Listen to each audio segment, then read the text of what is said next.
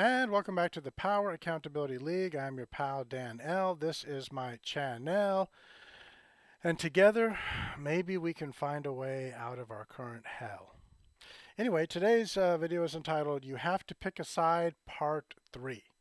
And behind me, you'll see the side that I'm on. I'm on the same side as the United States flag. Now that flag represents patriotism, represents the patriots in America. Republicans used to be patriots. Now they've got Trump derangement syndrome like the Democrats. But that flag is more closely aligned with Republicans than Democrats. Democrats have their own flag. It's called the Confederate flag. That's the flag of slavery. And the Democrats are the party of slavery.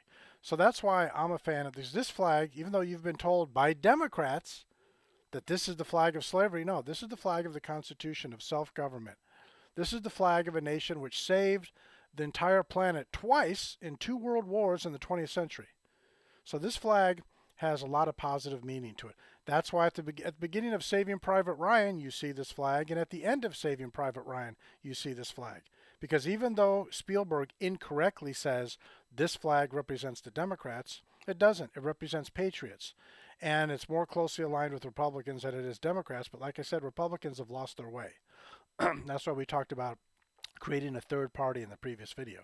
At the beginning of the movie, or near the beginning of the movie, Planet of the Apes, this movie right here, there were some astronauts who had crash landed on a planet, and one of the astronauts was planting a little flag in the soil because the astronauts, that was the government they were coming from. It was the government of the United States of America. And astronaut George Taylor starts laughing. He's laughing at his fellow astronaut's name is Landon. He's laughing at Landon, who's planting a little flag, making fun of anyone who attaches themselves to a symbol.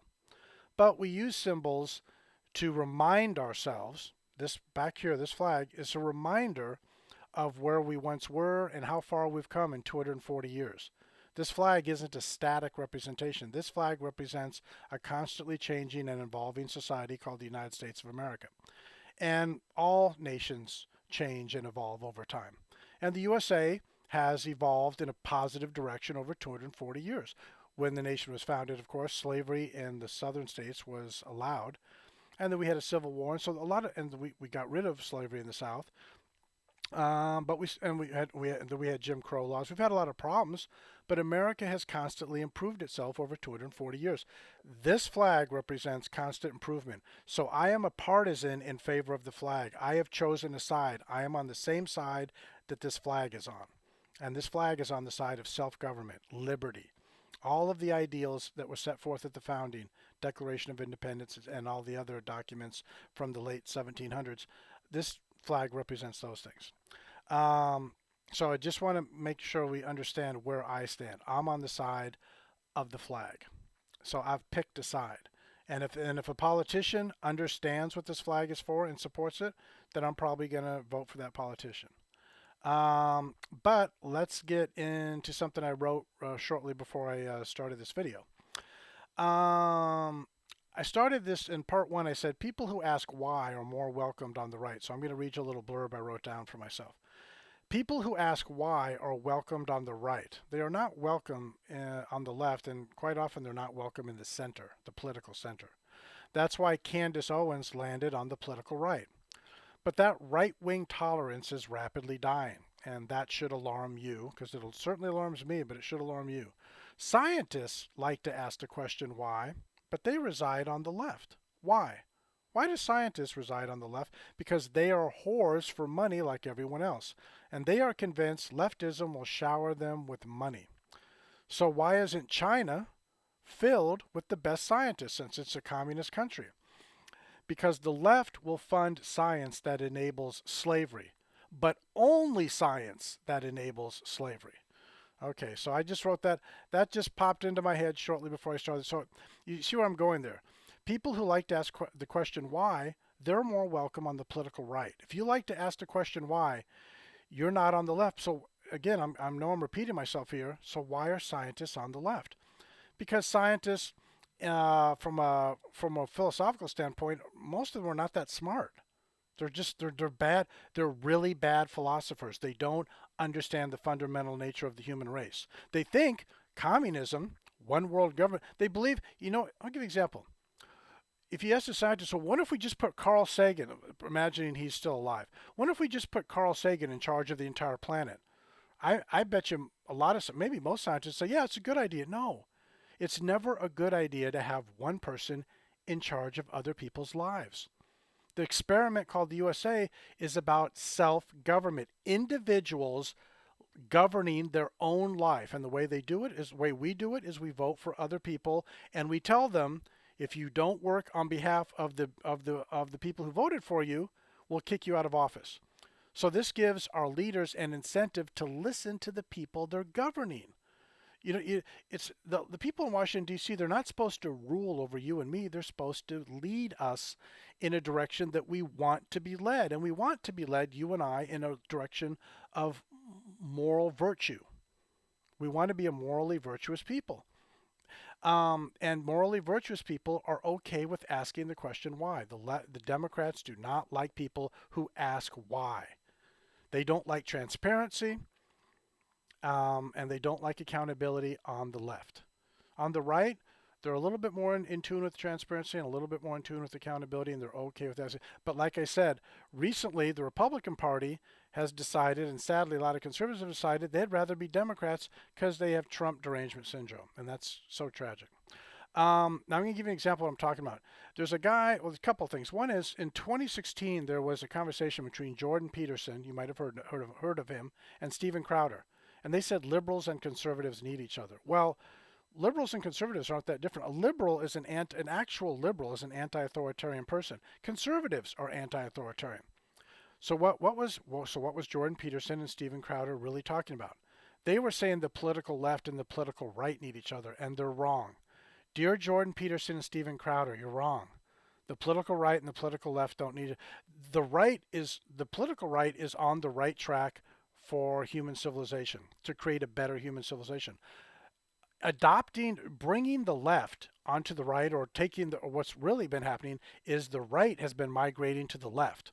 Sorry, bringing these two forces together do not make a better future. They don't. They make what we have now, the dystopian slavery that we're all experiencing right now, that's because of what Jordan Peterson and Steven Crowder said, that the Republicans and Democrats need each other. No, they don't. And I know the Republicans believe that. The Democrats don't believe that.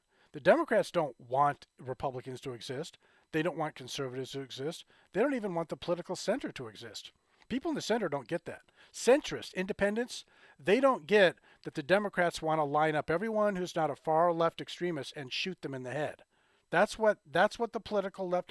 Again, Yuri Bezmenov, and I'm going to do a video on Yuri Bezmenov. He explains this perfectly, how leftism works. You get a bunch of useful idiots to get leftists into positions of power, and guess who the first people who are lined up against the wall and shot are? The useful idiots. And right now, the Republicans are the useful idiots. And sadly, a lot of so-called conservatives are useful idiots. And Rush Limbaugh talked about this on his January 19, 2021 show. And I'm going to do a video on that one as well. Anyway, so Jordan Peterson and Steven Crowder are just flat out wrong. Liberals and conservatives, they say they need each other. Well, Dave Rubin and conservatives have already found each other. Liberals and conservatives have already found each other. It's the left which we don't need.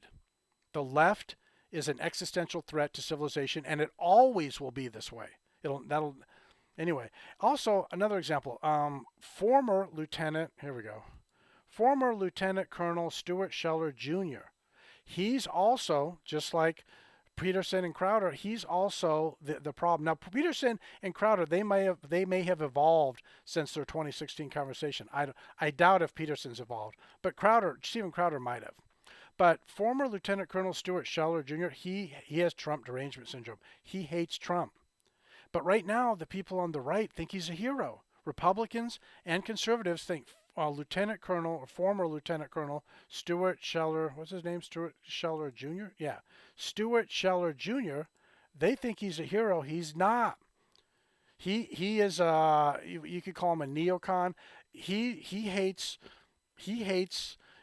People think he's a wonderful patriot. Hating Trump does not make you a wonderful patriot.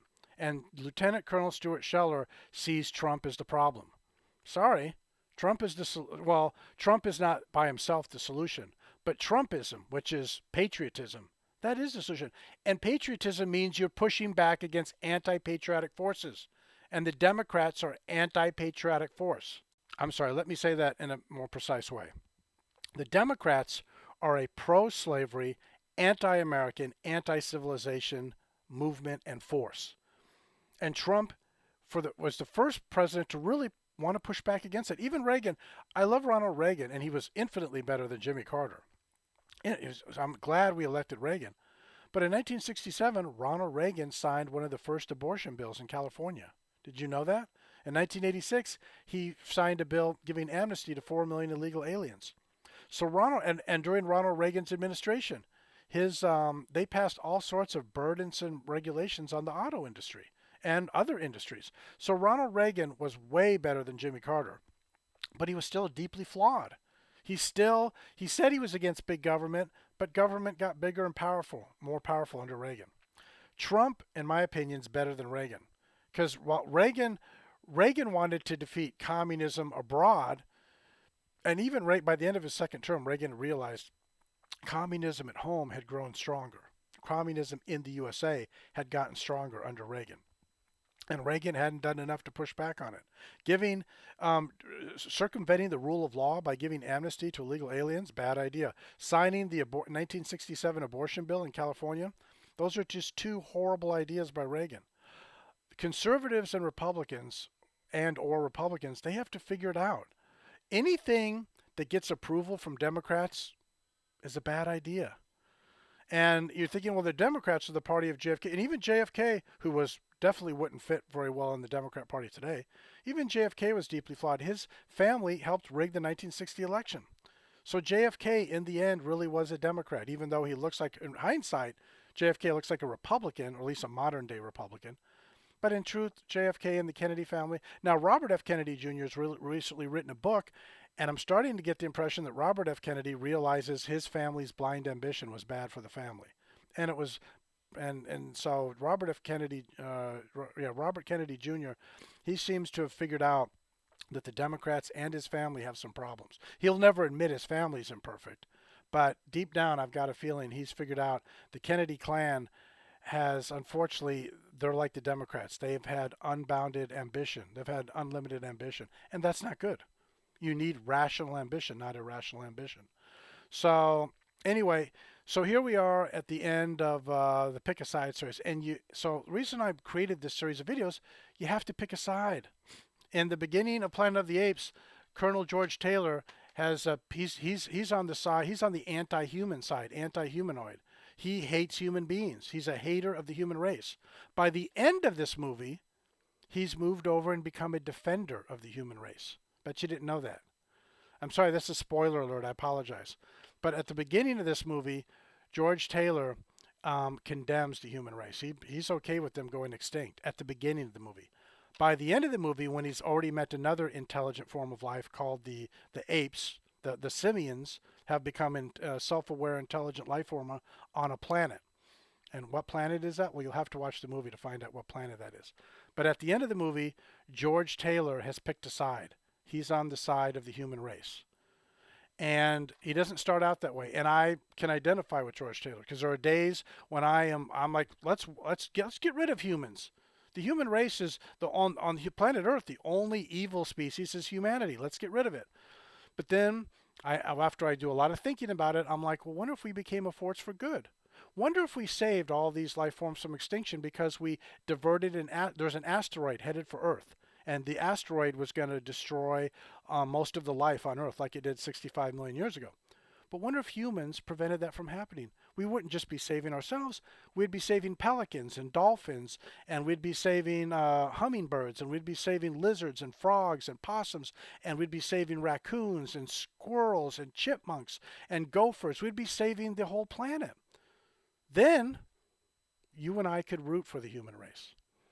So I'm on the side of the flag, and I'm going to be on the side of the better angels of our nature. Anyway, that's the side I'm on. Thanks for stopping by. Come back for the next video. Take care. Bye-bye.